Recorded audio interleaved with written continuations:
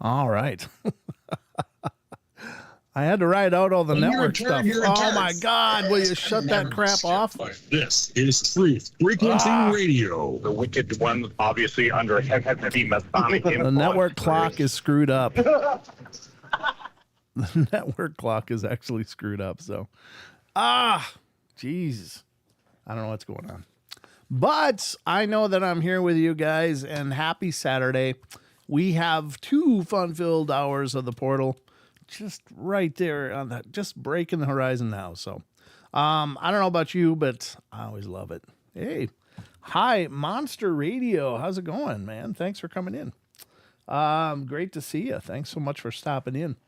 It says, hey, brother Brent. Hey, brother Monster Radio. Good to see you. Hope you guys are doing good, though. Happy Saturday. As always, we have, hold on.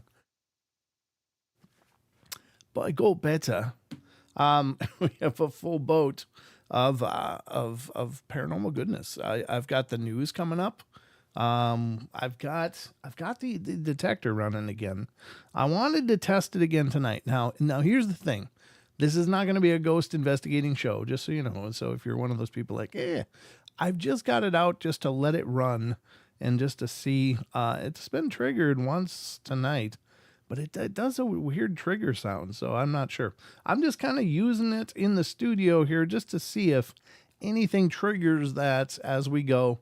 And I may put it on camera and stuff, but no, it's not going to be an investigation night, so I don't mean to, imply that. But, I mean, passively, yes. Okay, passively, yes. I've got the Ghost Radar going all the time on the shows anyway. I just have that going as well. And secondarily, I wanted to ride out the charge that's in it. It works for like 10 hours, that device. You plug it in, it's rechargeable. You plug it in via USB-C and it charges up. And I've never discharged it, so I wanted to flatline the batteries. And so I just got it out running. And, if something triggers it, cool. We'll look into that as it happens, or if it happens. And if it doesn't happen, then no big deal. It's just over there running. So that's going to be going on. We are going to be doing the Discord question of the week. And if you're a Discord member, I just want to let you know, check into Discord if you haven't been there for a while, because we're going to be doing another free t-shirt giveaway to one of our Discord members. And I put out, it's in the thread of giveaway thread on the Discord server. The link is on the top of the chat, on top of the YouTube chat. So if you want to check that out, again, if you're just listening to the sound of my voice, you don't have a screen to reference or a link to click, then if you are a Discord user, you go to https://discord.gg/paranormal portal. And you can be a member over there and then click in the thread and let me know you want to be entered as a possible name in the t-shirt drawing. And we'll probably give it away next week. So just so you know, watch for that. And then we'll be giving away one to one of our YouTube members as well, probably this next week as well. So 2 t-shirts to give away just to say thank you to you guys. You guys have been an incredible, passionate bunch, and supportive and attentive and loving and kind and nurturing, and it's just my way to give back. So anyway, I do love you guys, and it's just a little something that I can do, just say thank you. I'd love to give you all t-shirts. I'd love to just pack up boxes and send them out, but I'm I'd have to sell a kidney first, I think. So, but I can do a little, one or 2 t-shirt giveaways at a time. I can handle that. So anyway, we're going to do the Discord question of the week, as I said, and then we're going to get into, we're going to cover an article about Phil Schneider. We kind of touched on it last night, and I vaguely referenced the fact that, Phil is a pretty enigmatic guy, and he's got videos on YouTube. The thing I love about it is that it's the article that was linked in the article we read last night. I kind of browsed over it today, and they actually have the YouTube video linked in that article to let you watch Phil's presentation. And Phil was an interesting guy. I'm not saying you should believe Phil or you shouldn't believe Phil, but maybe Phil saw some really crazy stuff and experienced some pretty crazy stuff as well. So we're going to look into that article tonight, give you a chance to know a little bit more about Phil Schneider. Check out the video, come to your own conclusions on it, but a very, very strange story of a guy who claims that he saw a lot of crazy stuff. So you be the judge. Again, that's never the scope of the Paranormal Portal to tell you should or shouldn't believe in anything. But I'm just going to put the stuff on the table and you guys be the judge. So anyway, we're going to get to that, and then we're going to get to the Cryptid Corner to round it all out here on the show. We got one article from Sasquatch Chronicles blog, and then we're going to hit the Phantoms and Monsters and see what Lon decked up for us tonight, or what I pulled from Lon's site. Lon's such a good guy. He's a friend of the show and a friend, and so he's been gracious enough, as has Wes, to say, yeah, go use the blogs. So that's really cool. They're wonderful guys. So at any rate, I guess we got some news to go through. You guys ready to be newsed? I'm about to news you up. So here we go. Get ready to get learnt.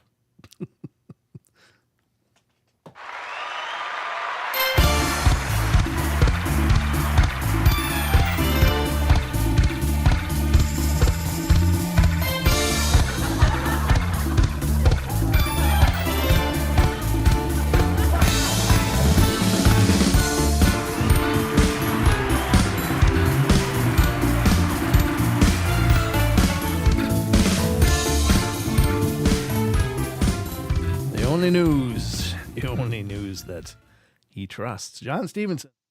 Oops, I muted myself. I meant to push this button, not the mute button. Buttons everywhere. Yeah, you should do that, Monster Radio. Send me a link. I'd love to check out your blog. And yeah, if you got some stories and you don't mind that I cover them on the show, I'd be honored. Absolutely. It'd be fantastic. We're always happy to make new friends and new partnerships for sure. Yeah, that's wonderful. Monster Radio. Excellent. So, welcome to the news desk. I'm your anchor, Brent Thomas, and we are going to go into some news items that I thought might be interesting, or maybe they were just all that was left for the week because we scraped up a bunch of them earlier in the week. But yeah, these are 3 new articles that I've got pulled up. We're going to check it out and see what we can do. See what we can do. Cosmically Divine. That's a new name, huh? Is that a new name? Or is that just me? It's a new name. Welcome, Cosmically Divine. Good to see you. I like it when we get new people in here checking out the shows. It just gives me that warm feeling inside. It's just a warm, loving feeling. I don't know. I don't mean to sound like a flaky bastard, but it is cool. It's always cool to, because of course we've got a real solid core audience here and have for a long time, but it's always neat to see that new people are finding the shows. And, I'm thrilled you guys are here. So welcome, Cosmically Divine, Monster Radio. Good to see you both tonight. Those are 2 new names for me, and hope you guys enjoy yourself and subscribe and, make this a part of your world. All right, so the first one up is kind of interesting. This is more of a archaeological story, but archaeological, because there may be a pretty cool thing. Now, I will say that the subject of the story was covered, I'm pretty sure, on Graham Hancock's Forbidden Archaeology or whatever that he did on Netflix, and I love that series. If you haven't seen it, check it out. He really does a phenomenal job of outlining, hey, these are some mysterious things in archaeology that are kind of getting glossed over by the mainstream. I found it absolutely fascinating. But at any rate, this is an article from a site called unexplained-mysteries.com. Phenomenal site. Please support what they're doing over there. It's just timely, punctual, relevant. I think it's just, second to none as far as the news goes. So check out unexplained-mysteries.com. This is the article, Gunung Padang, world's oldest pyramid, dates back up to 27,000 years. That's pretty old. Now, I know that the pyramids at Giza are generally dated to about 8,000 years ago by traditional archaeology, but there's plenty of argument to suggest, look, they're much older than that. And I don't doubt that. But here's another pyramid that's over in Indonesia that's apparently 27,000 years old, and that's pretty freaking epic. I think that just goes to show you there's a whole lot of history that we're not privy to. We're just not being taught, or we don't know, and the hubris in our scientific and archaeological communities won't allow for new ideas to emerge because they've got it all figured out. It's all done. They're done with that. But apparently they're not. Apparently there's a lot more to learn.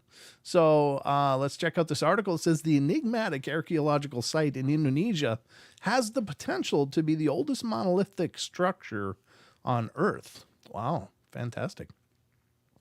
Situated in West Java, Indonesia, Gunung Padang, which literally means field mountain in translation. So it's an interesting name, but when you look at it, it looks like a field, but it's a mountain.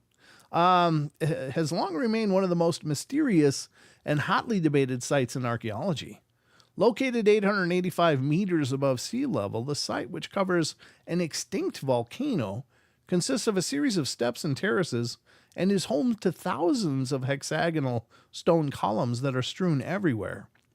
For years, scientists have struggled to agree on exactly how old the site is, but now new radiocarbon dating tests have revealed that the oldest part of the structures date back 1965. 1965, the ghost box says.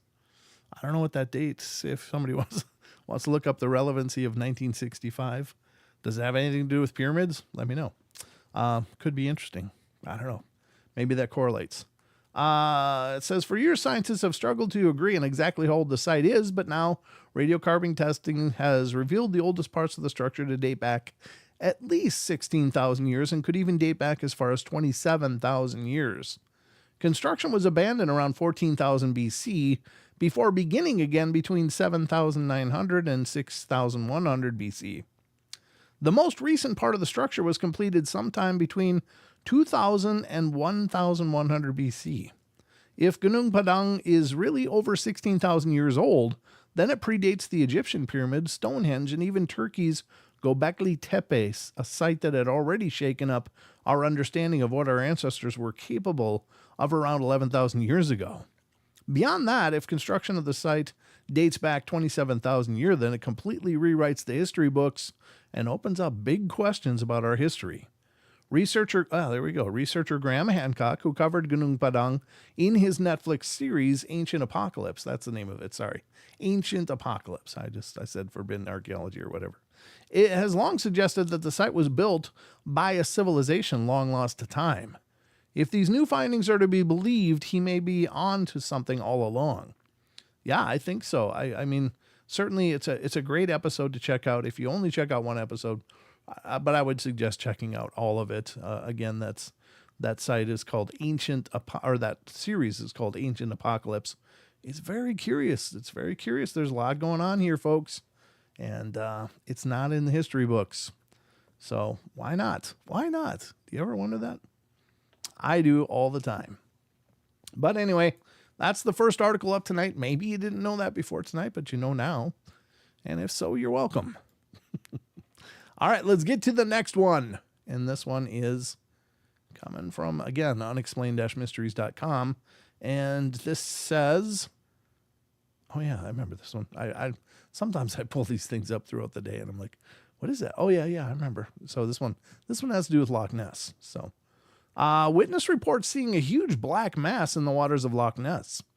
This is from November 4th, today, 2023. It says the most recent Loch Ness monster sighting of the year comes courtesy of Sash Lake from Wiltshire, England.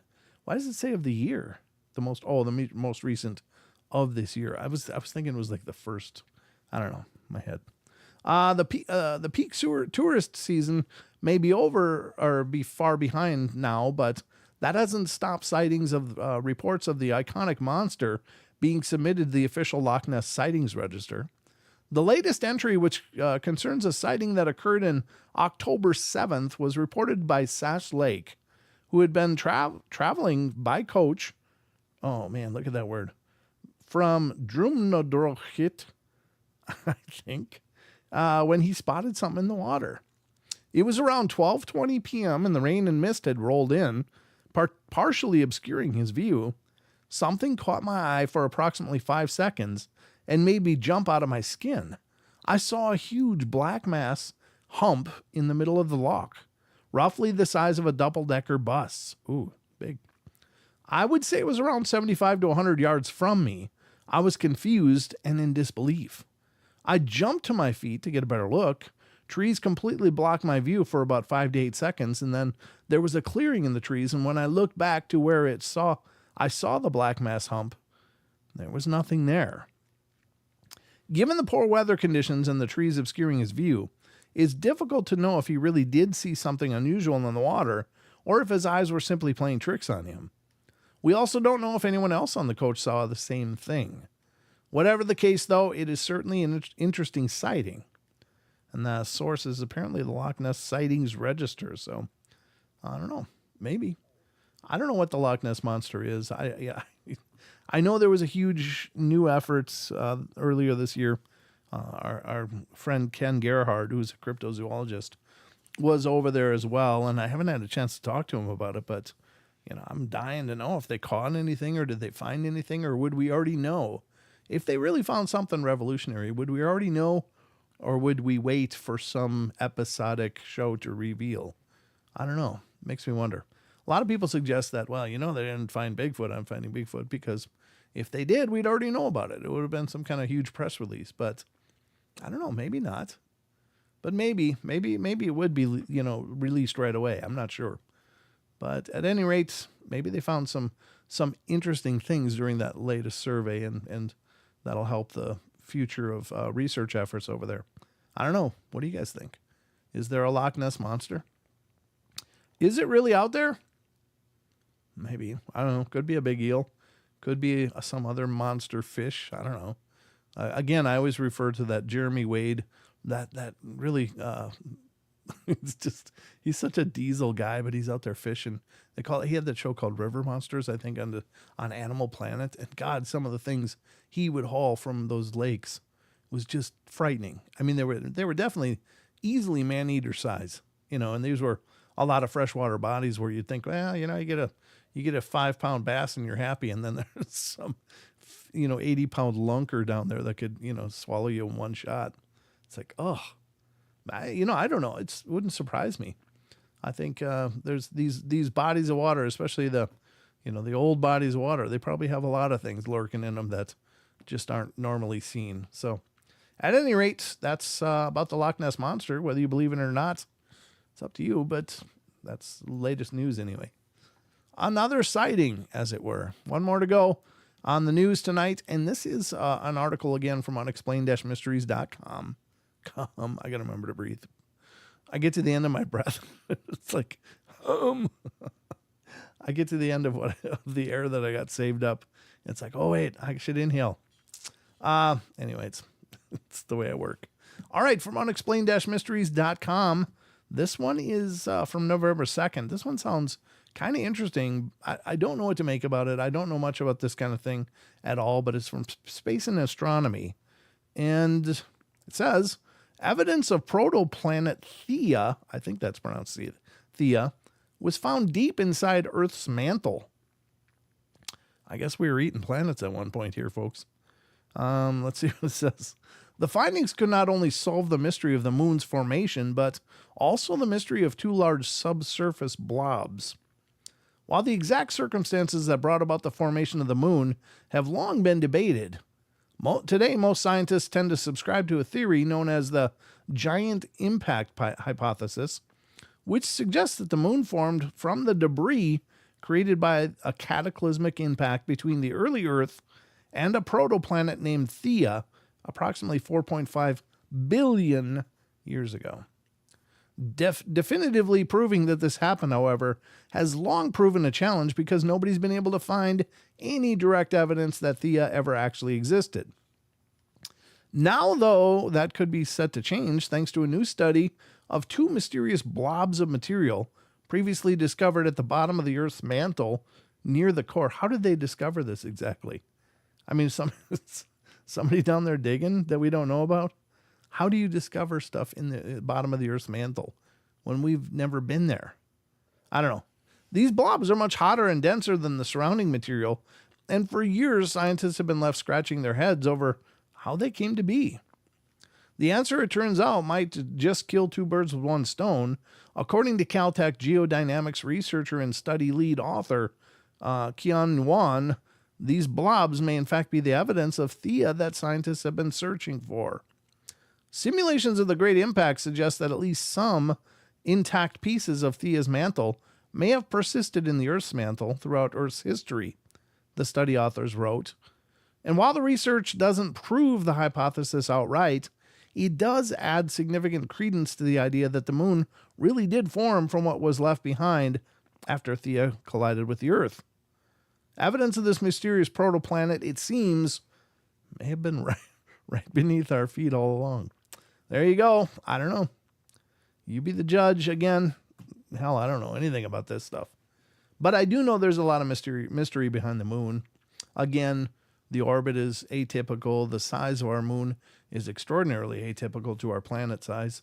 And there's some theories that suggest the moon is actually millions of years older than the Earth. So where'd it come from? How'd it get here? And again, I think it's the Cherokee have stories of when the moon first came. Like the narratives of the Cherokee apparently preclude there being a moon in our sky. I don't know, pretty strange stuff. But whatever the case is, it's there. And I guess we don't know much more now, but maybe it did come from some impact and just kind of broke off. But I don't know.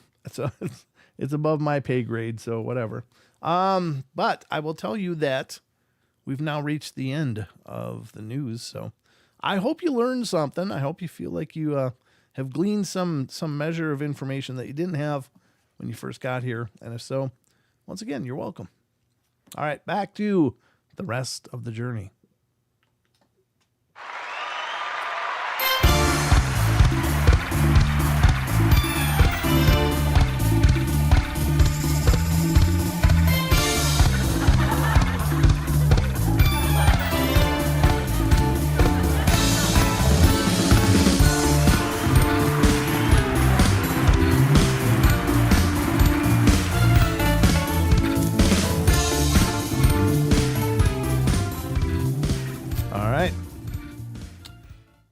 right, folks, that has been the news. Again, hope you learned something. I learned a few things, actually. That's pretty cool. I've done my share of mooning, but I've never been mooned by the moon. Chucky's never been mooned by the moon. Okay.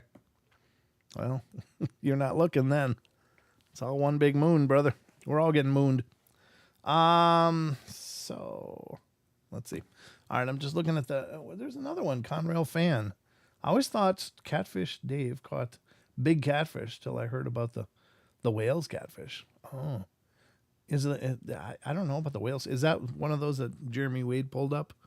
Is that one of those, the whales catfish? I don't know. He's pulled up some these lunkers. I don't know. It's absolutely terrifying to me. I've since no longer felt comfortable swimming in big bodies of water. RJ found a meathead. Okay. All right. Well, there you go. Okay. That was the news, and now we're going to jump to our next segment. And again, this involves our Discord community. And if you're not already a member of the Discord, please become a member. The link is, again, on the YouTube chat, right on the top of the chat. It's pinned up there. There's a link, and if you click it, you'll be brought to our Discord channel, which will enable you to take part in not only compelling and fascinating discussions with a lot of our chat community who already belongs over there, but also you qualify for free giveaways. And what am I talking about? Well, talking about t-shirt giveaways, folks. We've given away 2, I think, so far to our community, but every month I do a giveaway in our Discord community, as well as to our YouTube members. So those are 2 options for you to qualify for a free t-shirt. Otherwise, you can just go to the link in the description for our Teespring site and pick a shirt of your own. But if you don't want to wait to just, win, but if you want to wait to win, that's how you do it. That's the 2 places we're giving them away. So again, the link is in the top of the YouTube chat for the Discord community. Click it, join. Hi, Mom. How you doing? Good to see you. Portal Mom's in here. That's my actual mom. She loves to watch the show and make sure that I'm taking care of business. She also kind of co-hosts with me, because if I'm reading something, she'll send me a message on my phone and say, hey, you got to pay attention, blah, blah, blah. So she's always helping me keep an eye on things. Gotta love her. But we're going to head to the Discord question of the week, folks, where every week we ask a question of our Discord community. And it's generally some paranormal, 40-in strange phenomena kind of question, just to see what you guys think about it. Now, the beauty of it is there's no wrong answers. No, we don't know what's going on with pretty much any of this stuff for sure. We have a lot of ideas and theories, and you guys have ideas and theories as well. And it's been fascinating to read what you guys think over the period of time that we've been doing the questions of the week. And today's no exception. So one day a week, we dive into this Discord question of the week. And a special thank you to Chucky Danger, who's been spearheading this over on Discord, keeping the questions rolling and organizing the question answer period for the week. And then on Saturday nights, we dive into to review your answers live on the YouTube show. Just a way to tie the communities together. And, again, you guys have put a lot of things on the table that I find absolutely brilliant and fascinating. And it's just great to see when, oh, there it goes. See, it buzzed. It buzzed over there. The red is lighting up. So that means something was close to that side of the device, but it was a buzz. It wasn't the interesting thing. Let me just show you this quick before we do the Discord question. I've got my back scratcher. I just opened it up. So if I reach over, it has a proximity detector. I don't know what causes it to buzz like that, because if I move something close to it, maybe I should unmute. No, his mic's probably off anyway. If I go like this.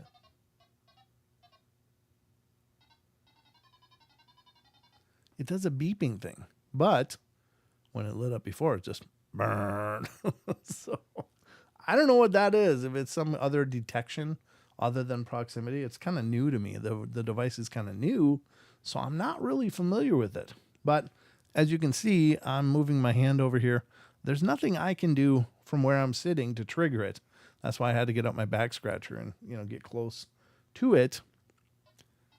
There it is. You can see my back scratcher in the frame now. And that's how I can trigger it. It's got to be about that close. So I can't reach that from here. So it's not just some shenanigans. Not some shenanigans. Anyway, I don't know. But getting back to the Discord question of the week, let's go to the Discord question of the week. Getting back to it, let's do it.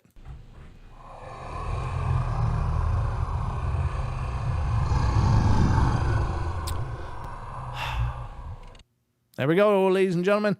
Discord question of the week time. Here we are in our Discord community. This is what it looks like if you're not familiar with it.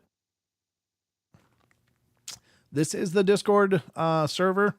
You can see all the stuff. It looks kind of confusing. But over here on the right side is just the number of people that are there. Online, there's 18 people online. And right now on our Discord, there's 224 people offline.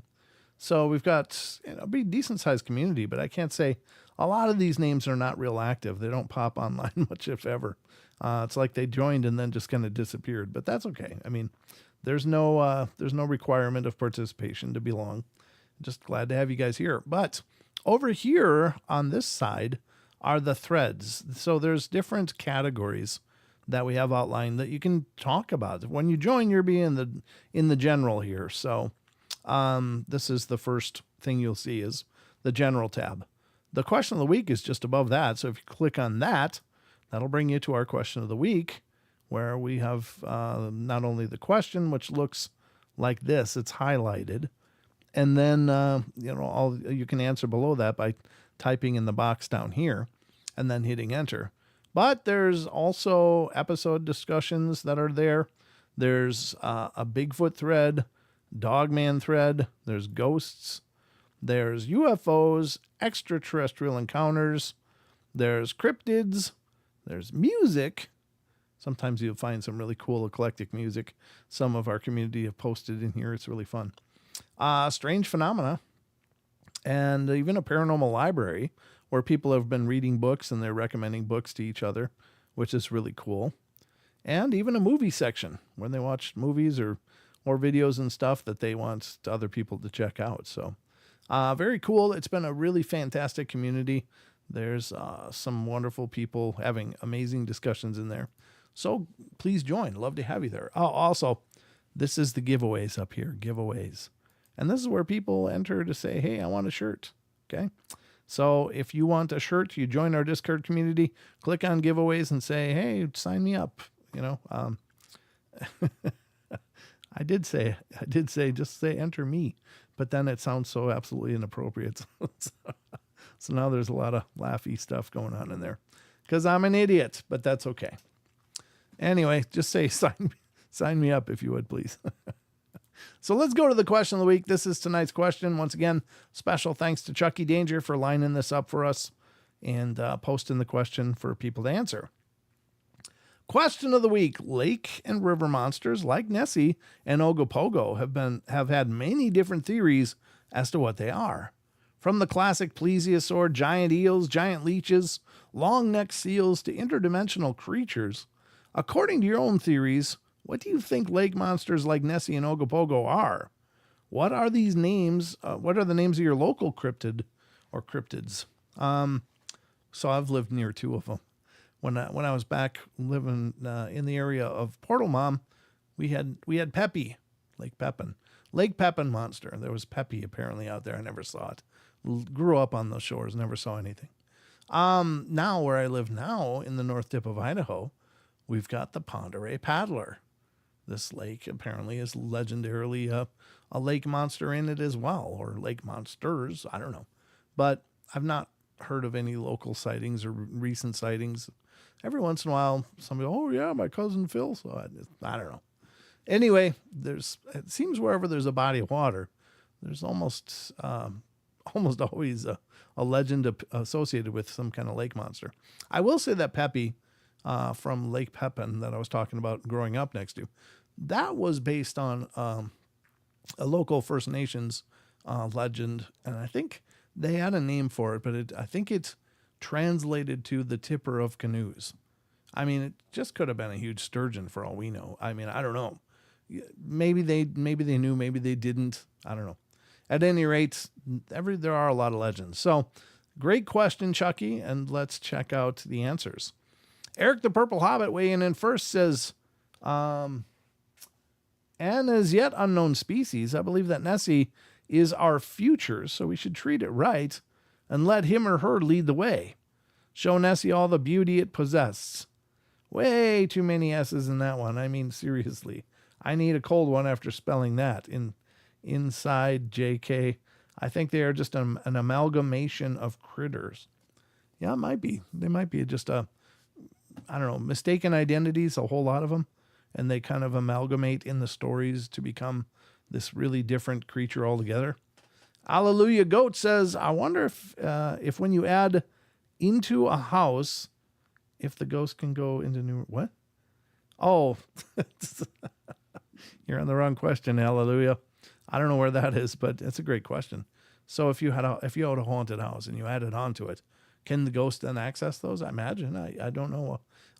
There's some people, it depends on if it's residual or intelligent. If it's residual, probably not, because it's going to adhere to a footpath that it's recorded. Again, residuals are just recordings of events. They're not an actual sentient presence. Intelligence is an actual personality. It has an intelligent ability to interact with the environment around it. So sure, they can even leave your house and go to somebody else's house if they want to. So whatever the case is. But anyway, that's just to reference that question quick. Ash Hermit comes in next, says maybe they're maybe they are ancient and we're able to evolve to survive the modern environment. I heard a theory that there are vast underwater cave systems where they might live or even travel between bodies of water. Yeah, there's lots of aquifers underneath a lot of these bodies, and maybe they connect to others. There are animals we think are extinct that show up again, and animals that are so elusive they are rarely seen. I think interdimensional is another possibility. First time I've seen anything about giant eels or leeches. Definitely sticking to swimming in pools now. Thanks for that. Yeah, could you imagine swimming in a lake and suddenly there's a big plate-sized sucker on your back? I mean, how long are you going to last if it's that big? It just sucks you dry. It's like, yeah, you got about 2 minutes and you're going to be done. So you better get off of your back in a hurry. Anyway, coming up next, chasing mound builders, underwater panthers. Yeah, whatever. Please keep the answers. Yeah, thank you, Chucky. I appreciate this. I realize it's fun to just throw little jokey things out there, but I do want to keep this serious. So, all jokes aside, I mean, there's places on this that joking around is fantastic and wonderful, but since I do read these on the air, I'd like it to sound like you're actually answering the question sincerely. Thank you, Chucky, for that. Alleluia Goat comes in and say, okay, so Chucky Danger asks, so let me have some fun. Great question, because I've made up my own theory about this. Lake monsters are a leftover from the age of dinosaurs. Could be, yeah. As we grow as the worst cockroach parasites on Earth, we're getting bigger and bigger in population. We take over the lands, cut down the forests, pollute the waters, etc. In the last, say, 200 years, we've just evolved more and more and figured out more ways to survive by not giving too much on who or what we tear down. If we need more cars, we open more factories, pollute the air. If we overpopulate our countries, we move to the west. If we need more houses, we tear down a forest. If we need more food, we grow food quickly with the help of chemicals. And if we need to get rid of our trash, we burn it or leak it into the waters. Mini rant. Yeah, it is pretty tragic how hard we are on the earth, no doubt. While we grow in short, we build bigger and expand more, forcing other species into extinction, wiping them out, with the most significant falling first and the ones we could easily catch. In the case of the monsters, I think they coined the name because their population is so tiny because of us that if we do see them, we freak the hell out and say, I witnessed a monster. If it wasn't for us and our ways, there would be more. Even if we did check ourselves at the door and decided to take care of others and stop thinking about ourselves, we would see more of these creatures come back. That's very possible.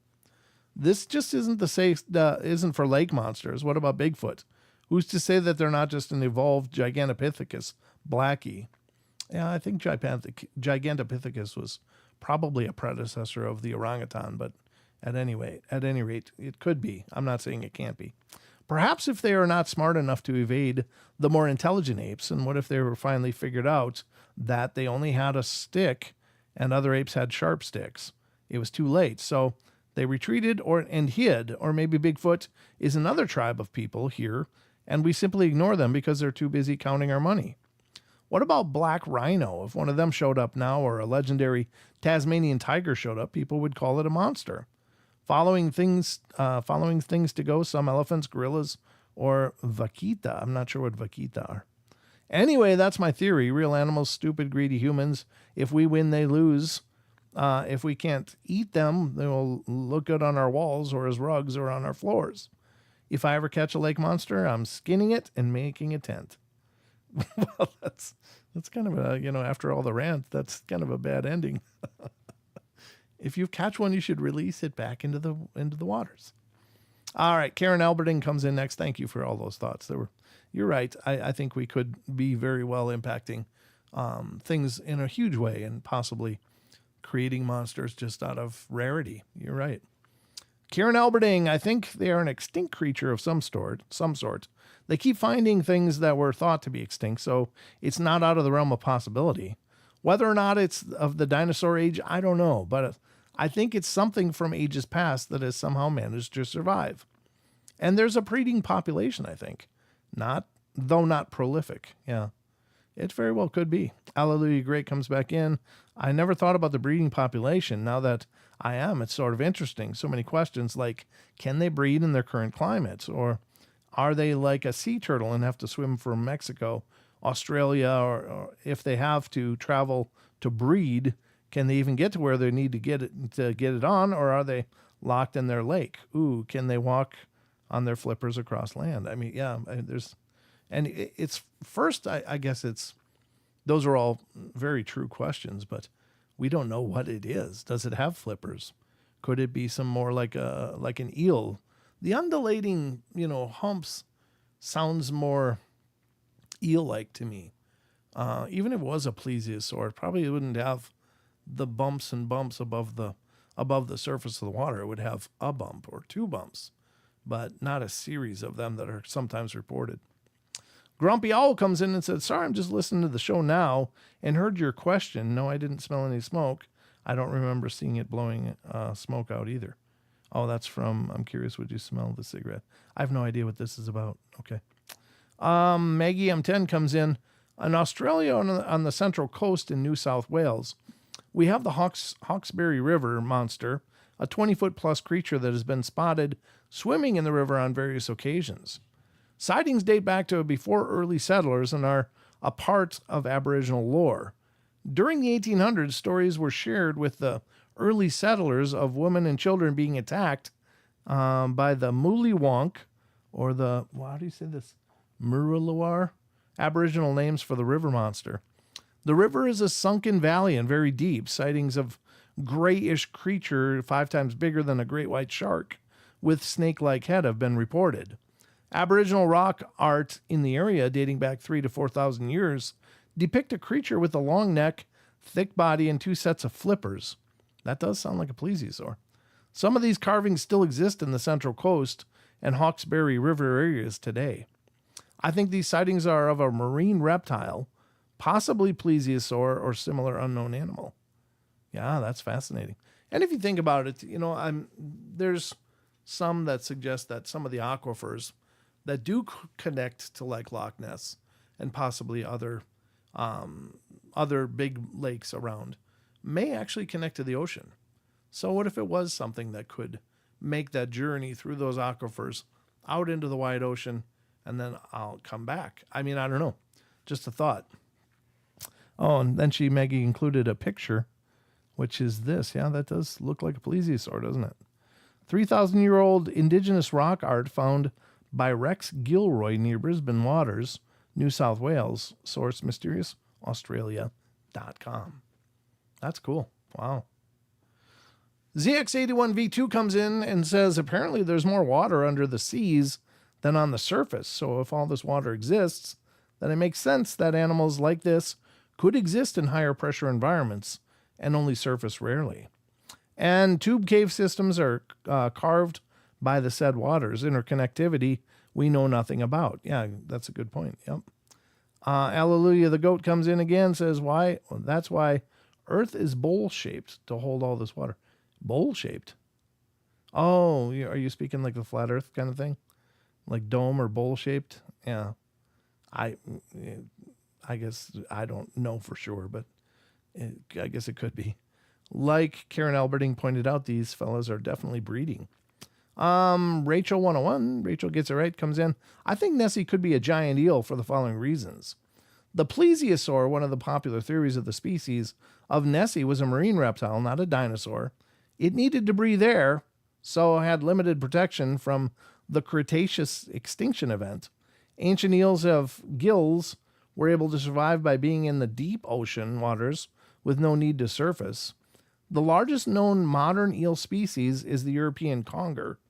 The biggest recorded was 9.8 feet long and 300 pounds. Captured in the North Atlantic, which is connected to the North Sea, then through channels and rivers to Loch Ness. The depth of Loch Ness is tolerable for eels, as is its temperature. European eels can live out of water for several hours. This may account for land sightings of Nessie. In 2019, the environmental DNA survey of Loch Ness, done by geneticist Neil Gamel, collected DNA samples from approximately 3,000 eel species. There was no reptile DNA found, whether from a possible ancestor of the plesiosaur or other known species. And who's to say there's not a giant eel of northern eel, species of northern eel related to the conker eel that exists in Loch Ness. At its largest, at nearly 10 feet, out on a lake with no objects, only water, for perspective, it could appear as a monster in size. As for lake monsters, in my province of Manitoba, we have the Manipogo and Lake Manitoba and Winnipogo in Lake Winnipeg. These two lakes are connected, so it may be one creature from both. Wow. I didn't realize there was even more out there, like now Manipogo and Winnipogo. Wow. Hallelujah. So cool. Do you know if eels can swim with their heads out of water? I don't even know that. Good question. Rachel 101, hallelujah. That's a good question. They might swim a few minutes with their heads above water, just a guess, to see where waterfowl are nesting on the lake to hunt for food. It's all a guess, though. All right. So Smooth Landon comes in next. While I'm lucky enough to have been to Lake Okanagan, Ogopogo, Lake Champlain, Champ, and a few others with less notoriety, I haven't seen a lake monster myself. Intriguing given the amount of water around. But since I've witnessed a cryptid and also numerous ghosts and other paranormal experiences, I can't help but wonder if some of us can see on a certain plane of veiled dimension, who knows, that others cannot. What if lake monsters fit in a similar category? Yeah, there you go. That's a great question. That's a great take too. Is it the observation ability of people that lets them see things like Bigfoot, whereas someone standing right next to them may not see anything because they're just not able to perceive it? That's a great take. Broxy comes in, says, I'd love to see one. Yeah. I'm here to tell you, as long as they're at a safe distance, yeah, for the cryptids. So that winds out the question of the week. Thank you to everybody that took part. You guys did a great job. Fascinating takes on all of this. Thank you so much. And let's get back to the show.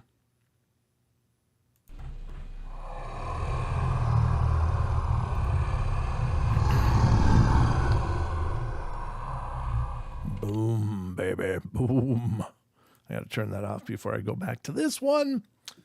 All right. So there you go, folks. That's the lake monsters. Thanks again, Chucky. You did a great job, brother. That's fascinating stuff. It really is. I don't know how many things we share our world with, but the catalog is just staggering of claims. I mean, it's just staggering. All right, let's do some shout outs. I'll give you a minute to say something in the chat so you populate the chat list. Did anybody find anything about 1965 as referring to pyramids? I'm just curious because that did come up. And I was just wondering if perhaps there was something to do with it. Let me go like this and just keep that on the screen for now.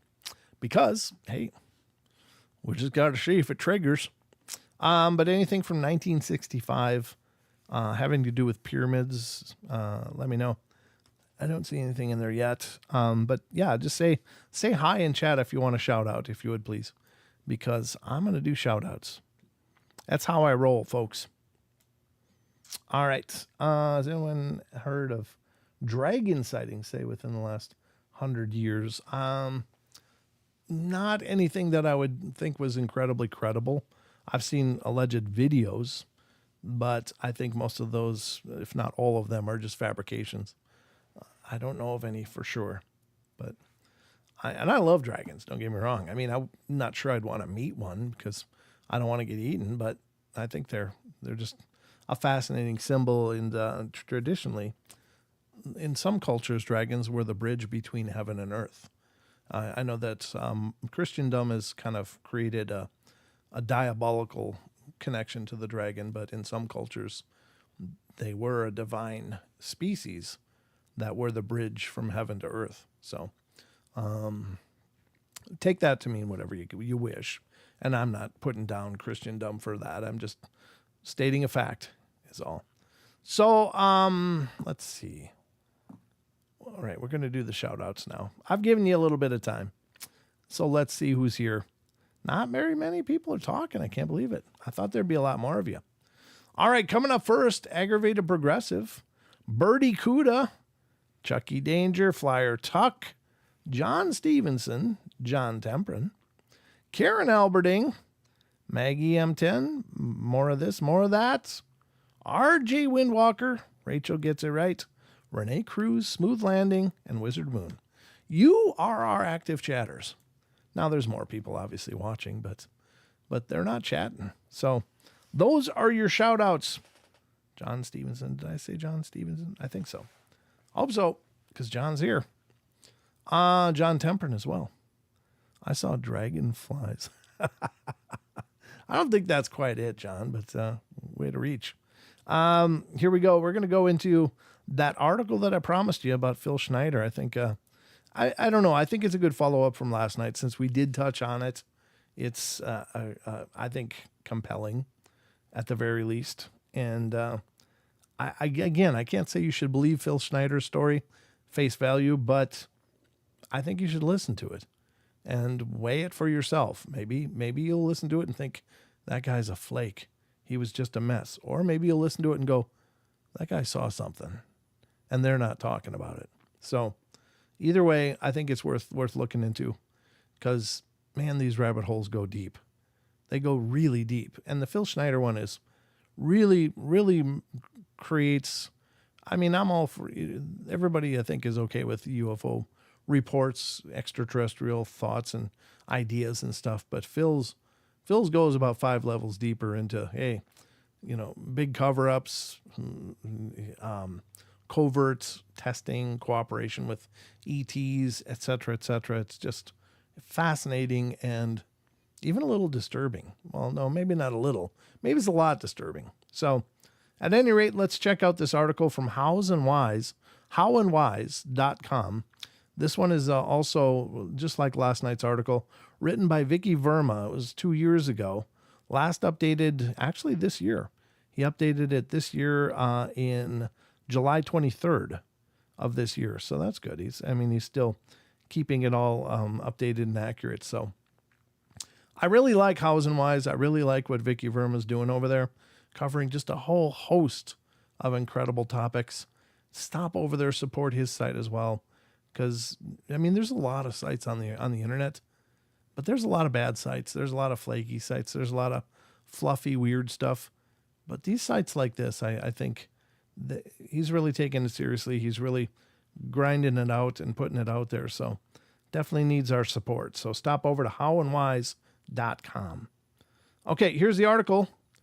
Phil Schneider's suspicious death, battle with Greys at Dulce Base in Alien Agenda. So again, this is going to get deep. I'm going to put a link in the chat right now because I do want you guys to have this video that's there. If you really want to look into the Phil Schneider thing, Vicky did put a link in there of Phil Schneider's, one of his YouTube presentation videos. So, mysterious phenomena and otherworldly beings, flying saucers of various sizes and shapes makes ufology a complex field to study. The deaths of several UFO researchers under unnatural circumstances bring up the dark side of ufology. Though the list of suspicious deaths, of UFO investigators is very long, Phil Schneider's case is the most bizarre. He died on January 17th, 1996, reportedly strangled by a catheter found wrapped around his neck, the unusual death being dismissed by the authorities as a suicide. I don't think most people would use that as their way out. Phil Schneider was born on April 23rd, 1947. He was a self-taught geologist and explosive expert. He is known as a person who worked for many years in collaboration with Special Services of the United States, had access to information of the third level of secrecy. Schneider had a wife and a child, Oscar Schneider. Phil's father was a physician and military officer. He reportedly served in a submarine and at the same time managed to fight both for Germany and the United States. Wow. Okay. Top secret underground facilities. Phil Schneider was able to take part in the construction of at least 2 underground bases for the so-called secret government, as well as in the construction of 13 deep-seated military bases underground. 2 of these bases were major, including the much-rumored bioengineering facility at Dulce in New Mexico. Seeing how such projects are financed, for whom they are built, and the basic rights of the people, as well as the U.S. Constitution, are violated, Schneider broke off any relations with the American intelligence services and returned all his awards in 1994. After that, he began working as an ordinary geologist, combining work with revelatory performances. He talked about underground bases, top secret alien technologies, and the threat to humanity that those who seek to establish a new world order in the direction of aliens hostile to people carry with them. And there's a link to his one of his talks. Again, it's very old. The quality is, a potato camera, but it's what he's saying. Don't pay attention to the quality so much. To popularize the information disclosed in the last 2 years of his life, Schneider spoke a lot in public, traveling around the U.S. and Canada, and visited England and Japan. He criticized the government, which kept its citizens in the dark. In 1995, at a regular lecture, Schneider said that over the past 22 years, 11 of his best friends had died. They knew something about the so-called government conspiracy theory, and at the same time, 8 out of 11 episodes were officially recognized as suicide. That's a lot of suicide. I don't think that's possible mathematically, but what do I know? Maybe these researchers are prone to depression and other things. I can't know. Phil said he was one of the 3 people who survived the shootout that occurred in 1979 at an underground military base in Dulce between representatives of American intelligence services and aliens. As a result of the influence of an alien weapon, Schneider got a dose of radiation and subsequently fell ill with cancer. The American government entered into an agreement with the gray aliens in 1954. This mutually beneficial cooperation agreement is called the Greada Treaty. Aliens do not comply with it. Number 2, the shuttle made special alloys in orbit. A vacuum is needed to create special metals, and thus the mandate for the ongoing support of the manned space station is justified. 3, most of the alien aircraft technology with stealth technology was developed due to the study of an alien ship that crashed in the United States. Apparently, AIDS was invented at the National Ordnance Laboratory in Chicago, Illinois, and developed as a virus to control the human population. That didn't work out so well, but anyway. Number 5, it is a secret that the U.S. government has a device for causing earthquakes. The San Francisco earthquake in 1989, the Kobe earthquake in 1995 did not have a pulse wave which confirms their artificial origin. Number 6, bombing of the World Trade Center, bombing in Oklahoma, were carried out using miniature, nukes, I guess. This is indicated by the melting and pitting of concrete with the displacement of metal rods that make up the frame of the concrete structures. It's worth recalling that Phil was an engineer and explosives were one of his strengths. And again, I'm not subscribing to any of this. I'm just reading the article just so you know. I'm not trying to do the fast track to cancellation here. Bikini Atoll was destroyed by nuclear weapons due to the fact that there was an underwater base of aliens. Number 8, the Strategic Defense Initiative, SDI, was conceived as a defense against alien invasions. 9, God, these just go on. Number 9, a large number of underground military bases have been built in the U.S., up to 2 kilometers deep, and are similar in size to cities. Bases were built in case of a declaration of war. These bases are interconnected by high-speed monorails on which trains move at the speed of Mach 2 on a magnetic cushion hovering 3/4 of an inch above the rail. And number 10, the secret plan of the High Greys is to establish on the planet a new world order managed by the UN, which they secretly control. Phil Schneider also claimed that there had been repeated attempts to kill him after he told what he knew. These were attacks with weapons, attempts to push him onto the highway, and even attacks during street fights. On January 17th, 1996, Schneider was found dead in his house in Wilsonville, Oregon. He was lying on the floor next to the piano with a tube from his own catheter was wound around his neck. However, according to the report, Schneider was shot dead by police officers who came to deal with a large number of unpaid taxes and fines, and during the dialogue, Schneider began to behave menacingly, grabbing his weapons, and thus left the law enforcement officers with no choice. Whatever could be the reason behind Phil's death, there's no denying that he was of peculiar interest to the FBI and CIA. According to his widow, intelligence agents thoroughly searched the premises shortly after his death and made off with at least a third of the family photographs. That's a lot of creepy. I don't know. I'm just an idiot with a microphone here, so I have no horse in the race, so to speak. I couldn't speak either for or against any of this. I just don't know. But that kind of stuff is really troubling. Is it possibly true? What then? I don't even know. But the article is there. Again, there's a link in there where you can at least catch one of Phil's talks, his documentary about gray aliens, UFOs, and government's cover-up, I guess. So you can check that out. It is available allegedly on YouTube. So check it out. See what you think. Do you think Phil Schneider was the real deal? Was he sharing what he knew? And again, I don't know. I just know it's a creepy ending.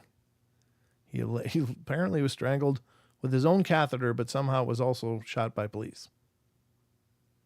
Huh? I don't know. That's creepy stuff, boys and girls, ladies and gentlemen. I don't know what to say. Oof. It does give me the willies, though. It's like, ugh, really? Ugh. Nothing to see here, folks. Just moving along. What do I know? I don't know. Again, I'm just an idiot with a microphone, so I don't have much claim to any kind of knowledge here. So I don't pretend that I'm on the cutting edge of any of this stuff. I've certainly heard about a lot of it through the years, but I certainly also usually gauge this stuff, largely a lot of it, with just a grain of salt, because I just don't know. Is the world really that screwed up? I hope not. I want to believe that, generally there's a lot of problems in the world. Obviously that's true, but is it this bad? Could it really be? I don't know. You be the judge. I'm not trying to convince anyone of anything, but it's a bunch of creepy. Holy God. Okay. So those are my thoughts on that. Now we know a little bit more about Phil Schneider. Again, I talked about him last night. Do you think, what do you think? It's up to you. but I thought it would make sense to actually cover it a little bit more in depth. A special thanks to How and Wise for that, because Vicky Verma did all the tough parts, and we got to talk about it. So, oof, man, it almost makes you feel like, it gives you the willies, you know? It does to me anyway. All right. Yeah, I don't know, man. I don't know. It's out of my pay grade. Whatever's going on in that stuff is way out of my pay grade. But I do know we've got a lot more stuff to read through and to discuss and explore tonight. It's 8 o'clock, so it's about perfect time to get into the cryptids. What do you think? Are you guys with me? We're also going to hit some Men in Black stories and a Black-Eyed Kids story. Now, Black-Eyed Kids, are they cryptids? Well, kinda. Pretty much, maybe. They might be something spiritual. They might be something else. They might be aliens. They might be undead. They might be demonic. Whatever the hell they are. They're certainly unusual. So we're going to get into a story about them from Phantoms and Monsters later, a Men in Black story from Phantoms and Monsters as well. But first, we're gonna visit the Chronicles here, folks. We gotta stop into the Chronicles. Liza, how you doing? Black-Eyed Kids creep me out. They creep me out too. Yeah. there's one video out there. Speaking of Black-Eyed Kids, and I don't know the whole backstory of it. I just know a little bit of it. And what it was is some guy was researching frequencies, and he figured out that there was a sound frequency that seemed to draw these things to his home, which is just unbelievably weird. So what he did, he set up a camera and he aimed it off from a distance to his back porch door, which is like a big sliding glass door. And there's a motion light out there. And he had the windows cracked open, and he played that frequency, that sound. And he just recorded. I don't know how he put it together. I don't remember the details, but he decided, I'm going to play this sound and see if I can catch Black-Eyed Kids on camera. Well, he played the sound, and then he recorded. And I don't know if he was home or if he was gone that night and just decided to see what happened. So he set up for a long recording night and set up the sound and just push play on both, record and play. And you see this footage, and suddenly the motion light goes on in the back porch. And you're like, what's going on? And then there's a head emerges. And the head is looks like a young teenager, but you can't really see it real well, but it's standing there, motionless on the porch, absolutely motionless, staring towards the door, motionless for like 3 or more hours. And he gets like a fast forward and this video, and it's like going, it's obviously going fast forward. For like 3 hours, this thing is standing absolutely motionless, staring. And you can't really see it extraordinarily well, but it looks like a teenager with a hoodie pulled up, but you can still make out the face because of the security light, and he's just staring. And it goes on for like 3 hours or better. And I'm here to tell you, if that was a fake, that was a hell of a fake. That's a creepy, creepy, creepy thing. I never have heard any more about it since then. I've not seen more of those videos coming up utilizing that frequency, that weird frequency of sound to apparently lure them. But why the hell would you want to lure them? I mean, why do you want to call them to you? Why do you want to stick out and raise your hand up and go, I'm here and I know something about you? So I don't know, whatever the hell they are, but you maybe could find that video. And if any of you do find that video, link it to me. Send me a link, paranormalportalradio@gmail.com. That was really creepy, really creepy. Any of you guys see it? Any of you familiar with what I'm describing? Let me know. I think it's creepy. Joseph Crow's in here. Most paranormal is split second. So that is interesting. Yeah. I mean, most of it is just a heartbeat, and then it's gone. Just boom, boom. But it just stood there. Ugh. And what was it thinking? You just got to wonder, what is it thinking? Is it like, yeah, you're a bastard. I'm going to find you. I'm going to Eat your soul. Is it just thinking that, just standing there thinking this stuff? Yeah, you're a dick. I can't move. I'm just kind of stuck here because you're playing that song. But I'm going to remember where you are. I remember your house. I remember where you live. I'm going to keep coming back. I'm going to get you. I don't know. Oh, okay. Well, if anybody's seen it, definitely link it. I think I saw it on Nuke's Top 5. Maybe that's right, Eliza. Maybe that was one of the places. I've seen the full length video, and it's freaking creepy. Really creepy. I can't remember the guy. I can't remember the details, but I remember seeing the footage. I remember watching it and going, ugh, ugh. You know, just ugh. It just makes you just kind of repulse. It is insane. It is, absolutely. What does that say? Bummer, Brent? Yeah, it is creepy. It is a bummer. All right, so let's visit the Sasquatch Chronicles and get started on the Cryptid Corner. Just see what the hell I got lined up for you here. So first of all, special thanks to Mr. Wes Germer for letting us use the Chronicles. We love us some Chronicles here. Oh, that's it. Yeah, it's just chopped. I got it chopped. That's right. I should extend that down a little bit. There we go. Now you can see more. I'm just looking at my broadcast versus my screen, and I saw, what is that border for? I just had it minimized a little bit, but there we go. So from Sasquatch Chronicles blog, ladies and gentlemen, once again, special thank you to Mr. Wes Germer. Thank you, brother. And special congratulations on over 1,000 podcast episodes. Are you serious? That's crazy. That's a lot of material. So he's done it, folks. He's cutting new ground all the time. This one's from November 4th, so from today. A strange night fishing.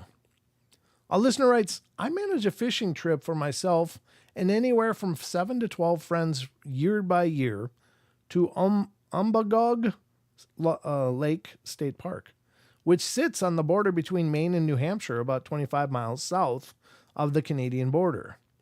I've been leading these trips since 2015. In that time, there have been a few occasions where we've had things happen that were somewhat unexplainable to what would be considered to be normal activity.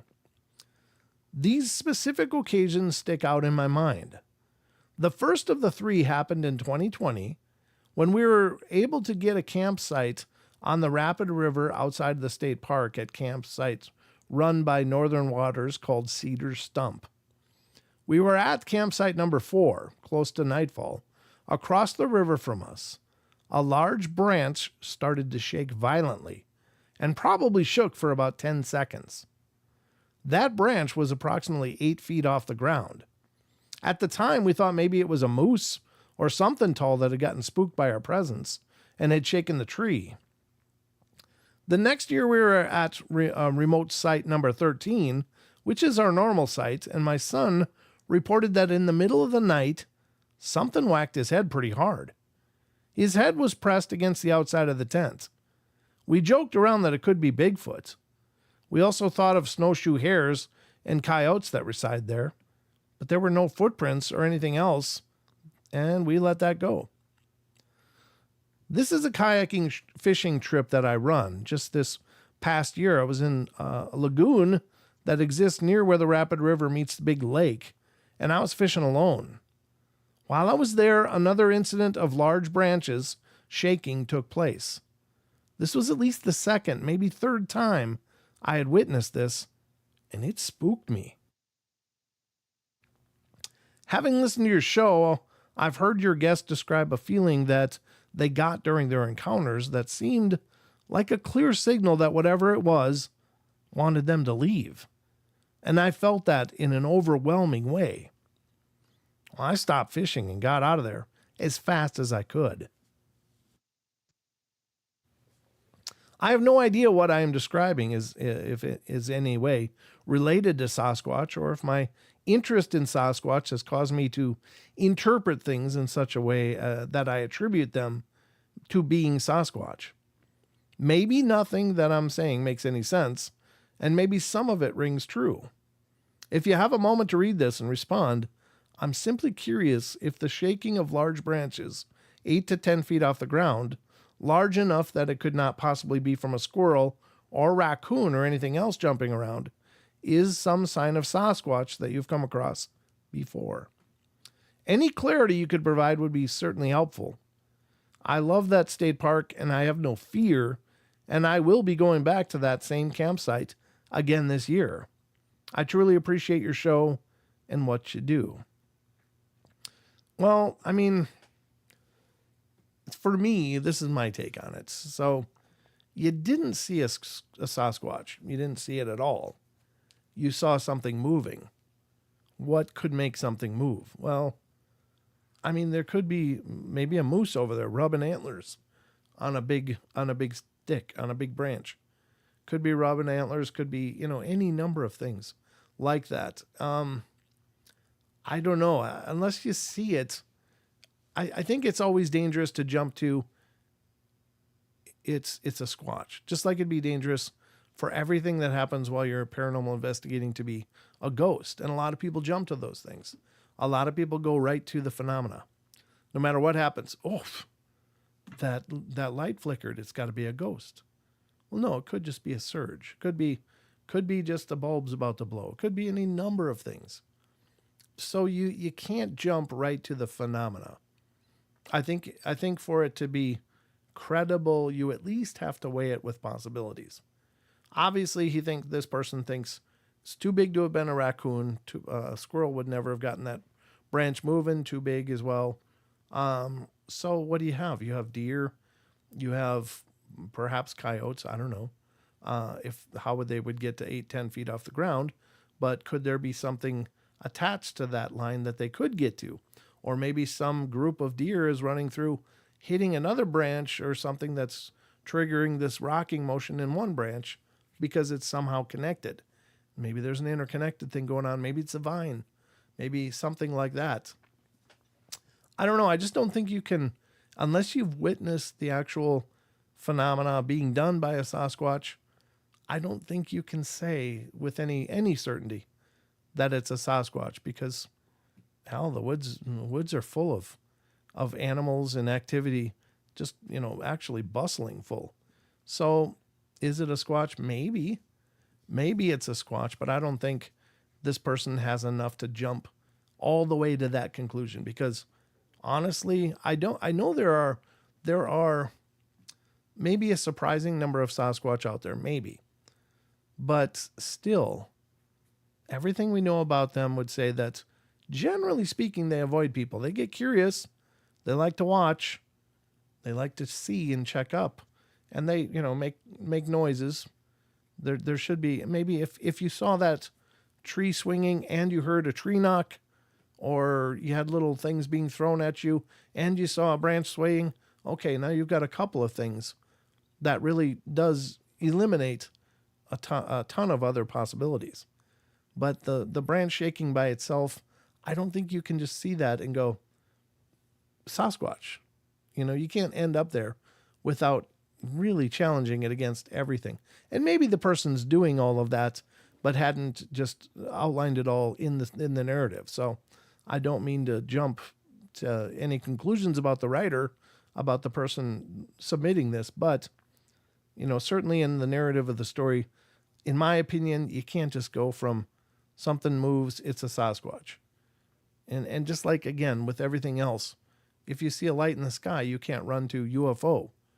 You've got to weigh it against things. You got to, you've got to put in several levels of elimination first. Could it be some kind of air traffic? Could it be military? Could it be some sort of satellite, or maybe the what the hell, the space lab, or whatever the hell they call it, the International Space Station? You got to weigh it against all those things. You got to look up satellite paths on an app to see if anything's going over your head at that time that could correlate to the activity you're seeing. So, I mean, you got to test it against a lot of possibilities first before you jump to the phenomena. But that's just my take. Because essentially, here's why I think it's being offered as potential evidence. But to offer it as potential evidence, you've got to eliminate the mundane. And if you're not also showing how you've done that, then it's premature, I think.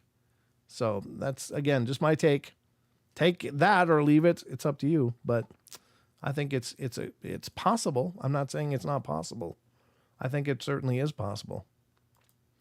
But we're going to head into the Phantoms and Monsters now, ladies and gentlemen. And this is Lon Strickler's site. Lon Strickler, of course, hosts Phantoms and Monsters radio podcast, which is also a YouTube channel, so you can jump on there and subscribe and get involved with him and his shows. He does a lot of encounter stories from his site on his podcasts. He does a great job talking about it. And the nice thing about him covering these stories is that he's the one that wrote them. He's the one that got the reports. So he can fill in a lot more information about, the other dialogues that aren't appearing in these reports, more than I can. But I love covering them anyway because I like exploring these possibilities. Batman came in. It's Batman. My God, it's Batman. Welcome, Batman. All right, I'm a little raspy.